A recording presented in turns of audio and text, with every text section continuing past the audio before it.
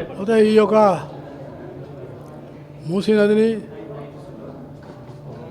ఈ ప్రభుత్వం రేవంత్ రెడ్డి గారి ప్రభుత్వం మూసీ యొక్క ఉన్నటువంటి రిజర్వేషన్ ప్రోగ్రాం చేద్దామని ఆలోచించడం చాలా మంచి విషయం. దీనివల్ల ఎందుకంటే హైదరాబాద్కు చాలా జీవనాడి మూసీ నది. హైదరాబాద్ చాలా పెద్దగా ప్రపంచంలోనే ఒక గుర్తింపు కలిగినటువంటి నగరంగా కాబోతుంది. అప్పుడు అనేకమైనటువంటి హైటెక్ సిటీ ఉన్నా, ఫైనాన్షియల్ డిస్ట్రిక్ట్ ఉన్నా, మనకు ప్రకృతి సౌందర్యం కానీ, ఉద్యానవనాలు కానీ, లేక అనేకమైనటువంటి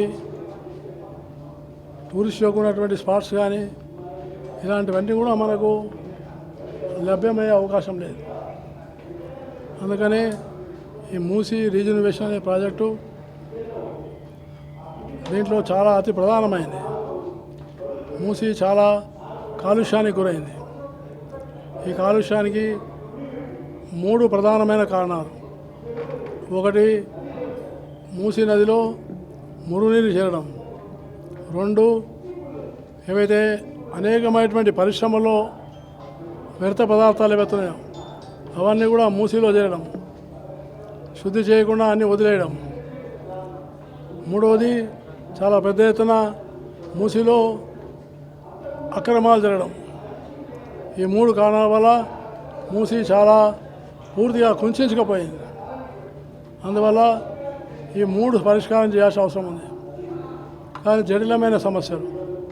అందులో ముఖ్యమైనది ప్రభుత్వం ఎస్టీపీల యొక్క ఉన్నటువంటి సంఖ్యను పెంచి ఎస్టీపీల ద్వారా ఏవైతే మురుగునీరుని శుద్ధి చేసి పంపాలనో అది ప్రభుత్వం చాలా పెద్ద ఎత్తున చేపట్టాల్సిన అవసరం ఉంది. 2వది, తెలంగాణ పొల్యూషన్ కంట్రోల్ బోర్డును చాలా పటిష్టం చేయాల్సిన అవసరం ఉంది.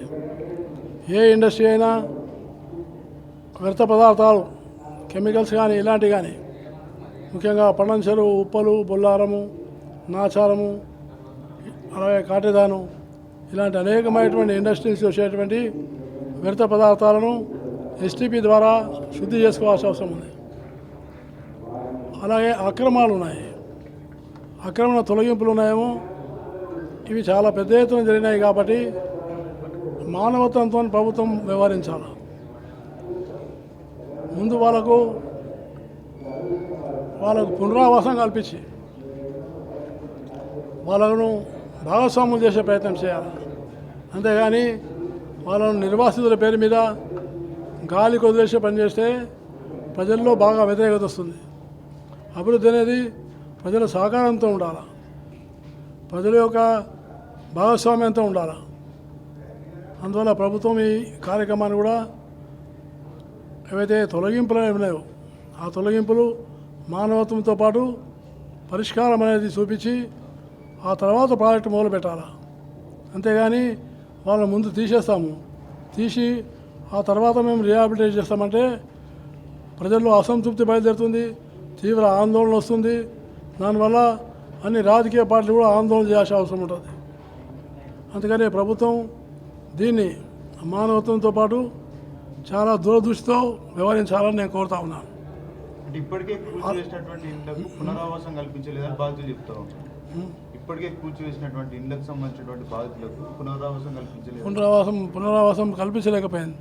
ఎందుకంటే ఇంకా ప్రాజెక్టు చాలా పెద్ద ప్రాజెక్టు, 1,15,000 కోట్ల ప్రాజెక్టు. ఇంకా నిధులే రాలే. కాబట్టి పునరావాసం ఎక్కడ ఏర్పాటు చేసేది చేయలేదు. మొదటి ఫేజ్లోనే ఇంకా ప్రారంభం కాలేదు. మొదటి ఫేజ్లో మొదటి రెండు కార్యక్రమాలు చేపట్టినారు. అవి కూడా చాలా ప్రాథమికమైనటువంటి ఒక స్టేజ్లోనే ఉన్నాయి. కాబట్టి ప్రాథమికమైన స్టేజ్లో ఉండి మనము పునరావాసం కల్పించినామని కోరితే ఇది సరైన విషయం కాదు. చాలా పెద్ద సమస్య ఇది. సో అందువల్ల అంతమంది పేదవాళ్ళు, గుడిసెలు వేసుకున్న వాళ్ళు, చిన్న చిన్న ఇళ్ళు కట్టుకున్న వాళ్ళు, 50 సంవత్సరాల నుంచి 40 సంవత్సరాలు ఉన్నవాళ్ళు, వాళ్ళందరినీ నిర్వాసితులు చేసి నేను పెద్ద ప్రాజెక్టు కడతానంటే ప్రజల్లో తీవ్ర అసంతృప్తి వస్తుంది, ఆందోళనకు గురి కావడం తప్పదు. అలాగే ప్రభుత్వాన్ని నేను కోరేది, దీనికి ప్రభుత్వం మూసిలోకి ఉన్నటువంటి ఒక కార్యక్రమాన్ని నిజంగా చేయాలనే ఉంటే దృఢమైన సంకల్పం ఉండాలి.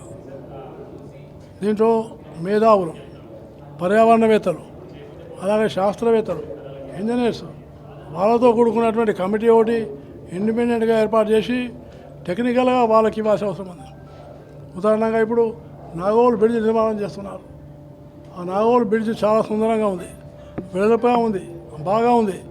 కానీ అది నది యొక్క ఉన్నటువంటి మధ్యలో వాళ్ళు వంపు తిరిగి ఉంది, వ్యతిరేక దిశలో ఉంది.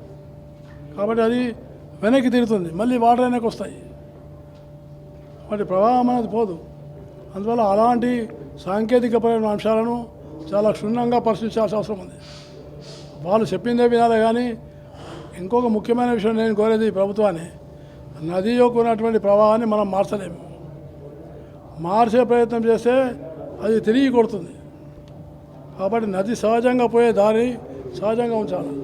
అలాగే నది వెడల్పు ఎంతైతే ఉంటుందో ఆ వెడల్పును ఉంచాలి.